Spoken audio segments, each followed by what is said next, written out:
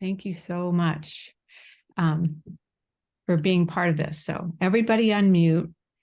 And what we're going to do is go through these questions. And one of the ways that I've thought about this is just like what we do in this sustainability group is bring, beg, and borrow. And you can add another B for like things that aren't going well. And I can't say the word, so bumplane. Bumplane in this group too. So feel free to like, dig in the weeds here. So the first question to ponder, I'm going to actually group these two questions together. They're sort of good to think about together. Which goal 3 outcomes have you focused most on in your state in recent years, and why have you done that? So just sort of what your recent past history and what you think. I mean, one of the things that I noticed about the national strategy is like, wow, Respite's already in such a strong position because we already hold those values and attempt to do some of those things. So think about what you already bring to the table and where you'd like to go from there. What would you like to explore further? And what do you think it might look like? I think we've already heard some of those today, but let's just kind of dig in deeper. So with the group, give us a picture of what your state's already doing that's good, that you'd maybe like to continue. What would you like to add on, and what would you like to tweak? No particular order. I'm happy to go first. This is Melanie, right? I'm sorry, I'm on my phone. I'm having all sorts of internet issues, but hi there. I think it's the heat. We've got so I represent the Health and Human Services Commission. So I am a state employee, and I oversee the respite programs that occur with our ADRC network. So we've got 28 ADRCs across the state, and that serve a very diverse population. Some of them are co-located with AAAs, not all of them, but some of them are. And we're sort of in some ways, we're getting back to basics with respite. We did a needs assessment and some provider surveys, and we've done a pretty comprehensive needs analysis of what's going on here in the state respite wise. And we've realized here that we need to be better at marketing, and we need to be better at helping everyone to understand what respite is, and kind of setting some good groundwork in that front. Some of our ADRCs are performing very well in terms of respite. Others are not, and some fall kind of right there in between. So, we're encouraging them, I think, more and more to use their respite dollars. They're not bound by a lot of restrictions over here with us in the ADRCs. So we have a lot of opportunities here. One of the things that I think that we would like to get moving on more on is the provider training. I was actually just messaging my boss about, whether we think that any ADRCs currently have the bandwidth to kind of support the, some respite provider training programs. So that's one thing that we're doing. We also have another ADRC that recently started a partnership with the ARC in Wichita Falls. They're going to be sponsoring some kids for summer camp, using some respite dollars as well. So that's kind of painting a really broad picture here. We're new to these conversations. Texas is a little bit new to these conversations.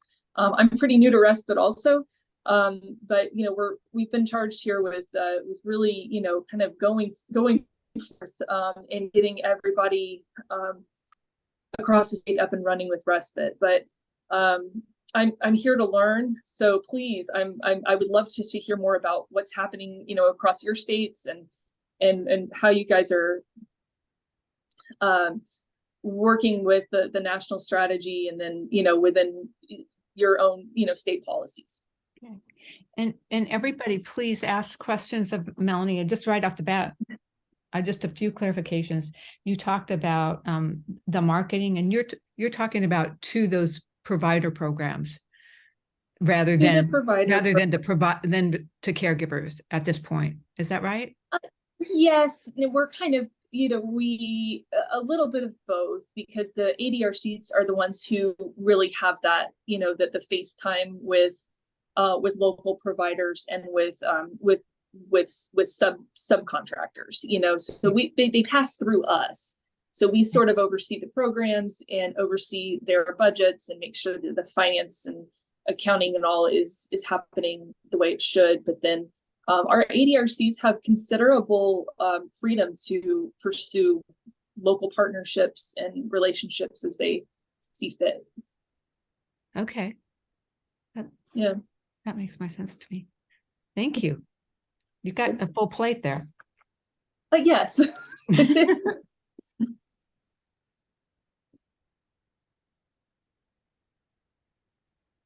And I can go next. This is Abby from New York.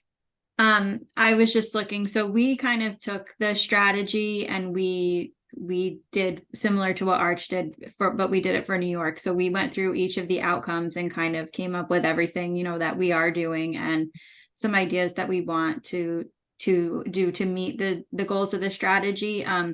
But so one thing I think we're doing really well is outcome 3.2, like obtaining respite services that meet the unique needs of caregivers, and just looking at like the list of things that we have on here. We recently expanded our caregiver directed respite model under the National Family Caregiver Support Program.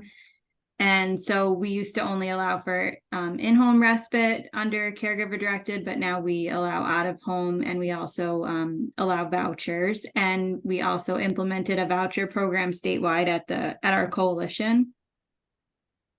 Some other things in the western part of the state, that we have like a very big faith-based respite community out in Erie County. There's like over 30 drop-in respite centers. And one other thing I just wanted to mention about that outcome was we have the Caregiver Wellness and Respite Center in the northern part of our state that we're piloting. It's like a satellite site of our coalition, and they provide, access to respite and education for caregivers.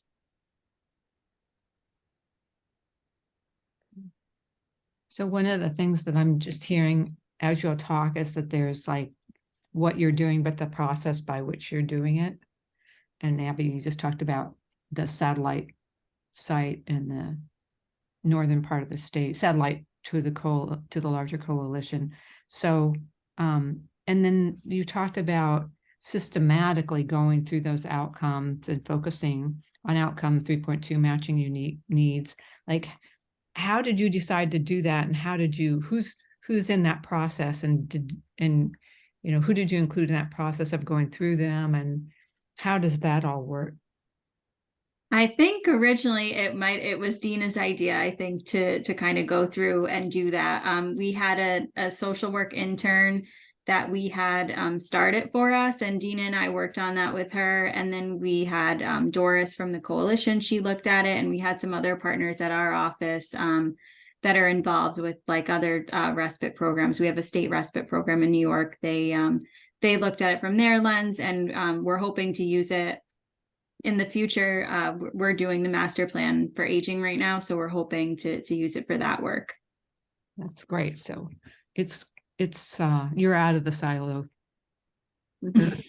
Out of the silos, or attempting to be, at least. We try.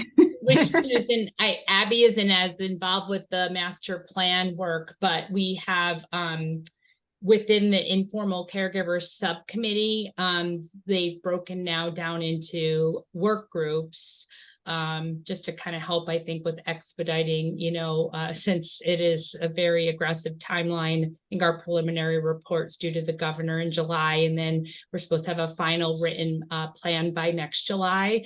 So it's just a very aggressive timeline with so many stakeholders involvement. So we have 4 work groups that have been established and are meeting weekly. I think some of them have met like 2 to 3 times. Some of them have only met like once so far, depending on the chair who volunteered to chair that particular committee. But work group.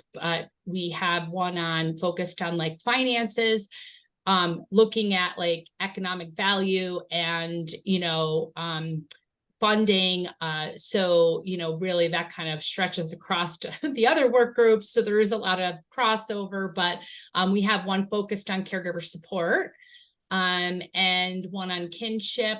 And we're not sure if that one's going to stay alive. There's talks of maybe folding it in, just because it does seem like they're touching on the same, barriers and challenges and ways to address them. And then what's the last one? I'm missing one. Oh, communication strategies, because we know, right? Like the biggest barrier of them all are caregivers self-identifying and like ways to really connect with them. So that work is just all launched. And so we're hoping now that this, chart is final from our perspective. We realize it's going to be a living, breathing document, because as we continue to do all of this work and find new initiatives, we'll keep adding to it. But we really feel like it's going to be a great resource for really everybody, right? To know kind of across systems what's happening in all of these, goals and objectives. So now that we have our agency, all of our initiatives and the coalitions, we're hoping to share with all the partners through the MPA work for them to add to it. And then we also see it as an opportunity to like use that to identify gaps for any future funding opportunities. You guys are great at this, at like being strategic, across organizations. So the master plan is for which agency or which group? Master plan for aging, but Aging. That's it. Department of Health is actually kind of leading most of the work, with us being an essential partner. So like I have a counterpart. I was assigned to informal caregiver subcommittee. And I think there's 7 or 8 subcommittees. Like, it's massive. It's huge. I'm like, this has been testing us all, just I think with like, coordination, collaboration. It's just, and it's so many meetings. Like people are just like, oh my gosh, like weekly work group meetings. And some of these professionals are involved in like many areas of work that they want to have a voice at the table. So they're like signed up for, multiple subcommittees, multiple work groups. Yeah, it's been a bit of a ride. Let's put it that way. So, I'm so excited about this because it's so ecologically constructed, and the specific focus on caregiver support and all those groups but we know, like, to make it work, it has to sensibly, the funding, finance, the values have to specifically support whatever you say about the caregiver support. So how do those groups communicate with each other so the main subcommittee meets monthly for them to kind of report out and identify, some of those cross-cutting issues so that they can then make decisions to meet on those cross-cutting issues. So that's kind of how it's been. But I have to say, like, we're fortunate because even though the health department's been kind of taking lead on development of the plan, the majority of the stakeholders involved are already like partnered up on so many initiatives, right? So like the work group leads are mostly our partners who have been involved with our work with Lifespan Respite. Doris is leading one of the work groups. She's doing communication strategies. Becky Prevey, who is the director of the Association for Area Agencies on Aging. She's leading the caregiver supports, because she really represents all of our AAAs, but she also has had a hand in Lifespan Respite. We're working closely with Doris. And then Alex Drain, who isn't even someone from New York State. She actually is, I think, the co-founder of Archangels. You guys, I'm sure, have heard of yes, you Archangels. sent me that link. She is in Boston, but she's been so invested in our Any Care Counts campaign for New York and our No Wrong Door with New York Connects that they had invited her to be part of our master plan for aging project. So she actually is the one who volunteered herself to lead the work group for finances because of that whole, economic value. And she's just really amazing. The woman's amazing when it comes to talking about all of that and the value aspect. Mhm. So she only had one meeting so far, but we've already identified she's going to be involved in a lot of the other work groups, Wow, but that's it's exciting work, but it's fast paced and it's like a lot. And you have all these things happening at the federal level and then, how they connect to the state level. It's a bit overwhelming. but but I think that can be good too. Like somebody locks you in a room and just says like, get this done because other, and you have a bunch of smart people in the room or on a Zoom call or whatever with a deadline and like, things start percolating. So one of the things before we go to Chanel, to Cheryl Donnell, and she can pick up on this theme because she's already talked about it, is like you all are building on needs assessment, data analysis, things that have already existed. There's like some groundwork that goes in.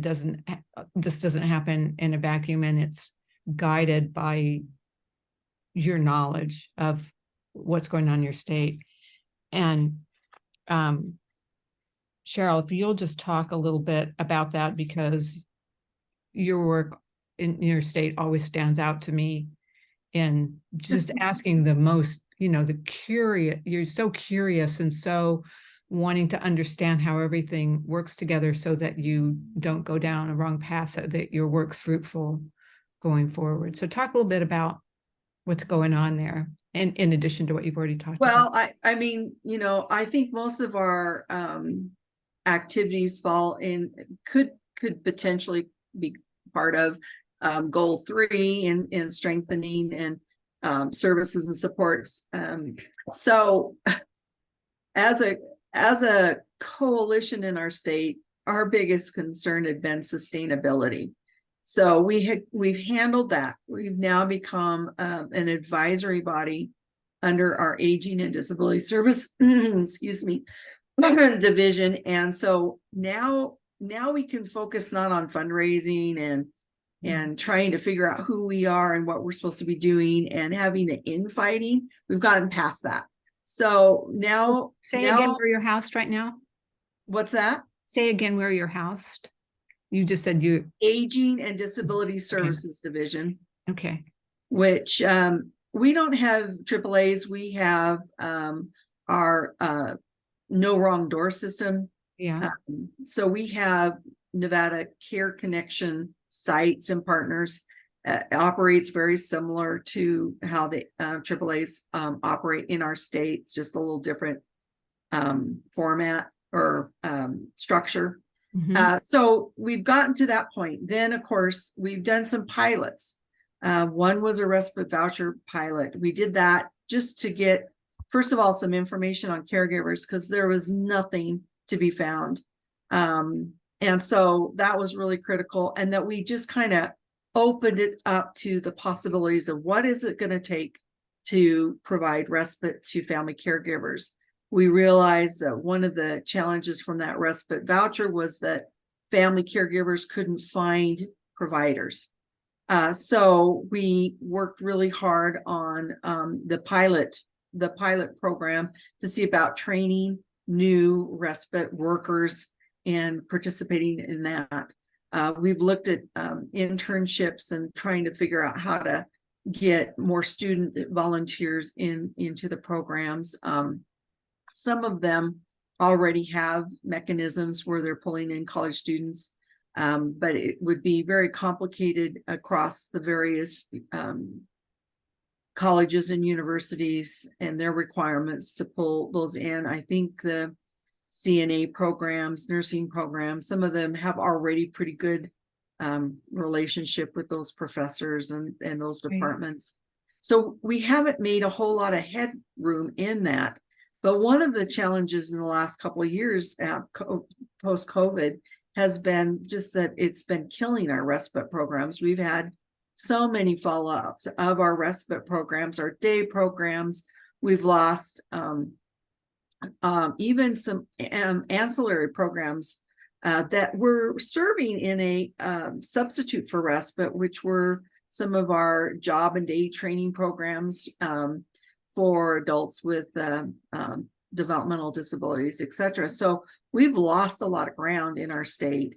And so building that up from startups, helping startups, they get overwhelmed with all the regulations and the requirements. It's kind of like, how do you help get people into this field? We've tried to angle the volunteer area, try to angle now, what can we do to support startups? We're involved in this rate study to kind of just make sure that it's fair or interesting or appealing to even get into this field from a Medicaid rate structure picture. So we've been working on several things. Of course, I already mentioned that, getting information out to people through something that's a little bit more family caregiver friendly is certainly part of the plan. So we have spent the last year or so to develop a state plan. We pulled one together, our initial plan. One of our main objectives this past year was just to get caregiver assessments of some legislation passed so that the Department of Health and Human Services and its programs have to at least play with us, and hopefully we can build in some more. So there's a lot of different pieces that I think will support services and programming for family caregivers. There's not maybe one activity that we're engaged in, and my role is really to just strengthen the coalition, make sure that it's functioning, that we're hearing all the voices, that we're getting the input, keeping that strong and functioning so that we can address some of these issues. I always am pulling from other people and what they're doing. It's like, man, how do we make that happen here in Nevada? And so you do it piece by piece. This little bit of legislation, we didn't get any funding for it, of course. It was, oh, we'll pass this. This is a great idea. But even though we tried to really work on the fiscal note, we didn't get any funding. Can I ask a Make question sure it about happens. that? So the Yeah. caregiver assessments. So I'm just assuming that the reason you want to do that is that it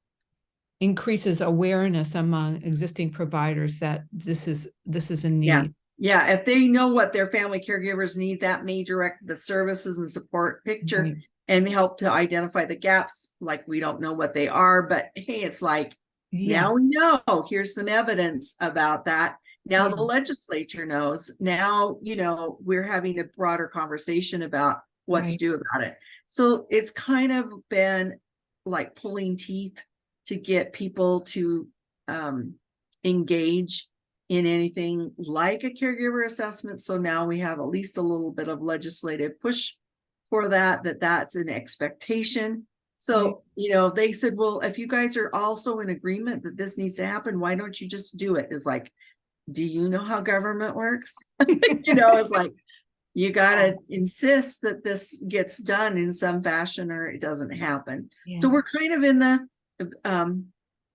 I don't know, we've been kind of restructuring. We've been working on a state plan. So, and then we're trying to cover the lifespan, trying to hear all the voices, trying to make sure we have some representation from, all the different little places that we can be and staying involved. But it's a juggling act. It certainly is to make sure that those voices are heard and that there's some process of, now what do we do with this information and have Right. moving forward. So we don't have as much of a strategic plan as I would like to say we would like to have. We have a starting point of, okay, what's next? What do we need to do next to make our state stronger? And so it's just kind of, all right, can we keep one piece working? Can we add another piece? Yeah. Can we make that work? And so that's been kind of our process in the state. I think it all lends towards strengthening supports and services for family caregivers. Well, I think what you're talking about, you are it sounds like you're just strategic in your thinking. I kind of know that about you. So you may not have it in a plan yet, but to me, you're taking some important steps. And one of the things I think is really fascinating about what you're talking about in those caregiver assessments, other people I think have done sort of assessments, and Melanie, you talked about some needs assessments and analysis. So, but this particular one of everybody doing these assessments, so does this legislation have teeth behind it? People are actually going to start doing these? We will see. Well, that's at least at the division, the department level, Department of Health and Human Services. So they're the ones that have been charged. So they're likely going to be starting with their waiver services, some of the programs that they feel like they have the best handle on. But we've had good support from the administration. Oh, that's great. The administrators are behind it. It's kind of like, okay, then why aren't we making this happen? So now we're hoping that it will, And then we want to know, I mean, for me, I'm of the age where we used to do consciousness raising activities. Like, so, okay, this is like, now this is on the radar for everybody. And if you're at the program level, you're a person and you're sitting across from somebody and assessing their human needs, and you're not meeting them. I think that can work well as leverage, and just actionable information. Like, okay, this is like the reality. What can we do to address this? So I think it's pretty exciting. We're Just pretty excited to see where it goes. Yeah, just to kind of like now track. How is it going to push on the system? How long does it Well, take? we have legislators who are interested in taking the next step and say, okay, we got this far. Let's see what we can do, in the interim. We have, a couple of years before our next legislative session, but in the interim, there might be some work that we can get done. So Yeah, it's exciting to be able to say, okay, here's some pieces, and these finally got through. I mean, we had not really any great hope that we would get anything passed. We're kind of, our first year out of the gate. right. Here's our state plan. Here's what we want to do. And we at least got that piece passed. So we're pretty pleased about that. It would have been nice if we'd had funding to go with it.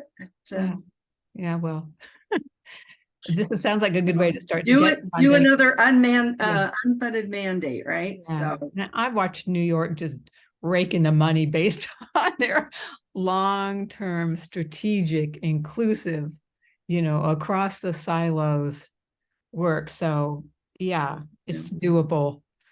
They're tired though, those New Yorkers are.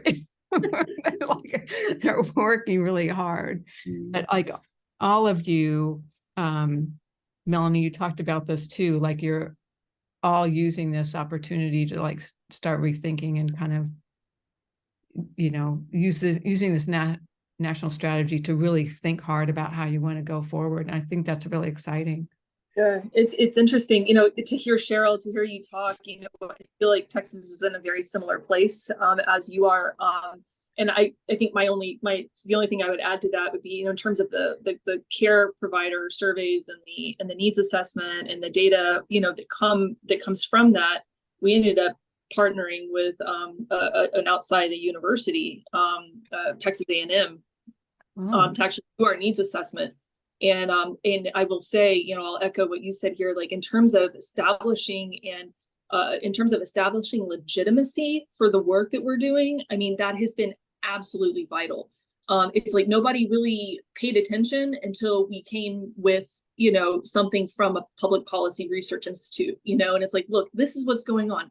Was the data very similar to what it reflects nationally? Yeah, absolutely. But it still says, hey, look, this is what's happening here.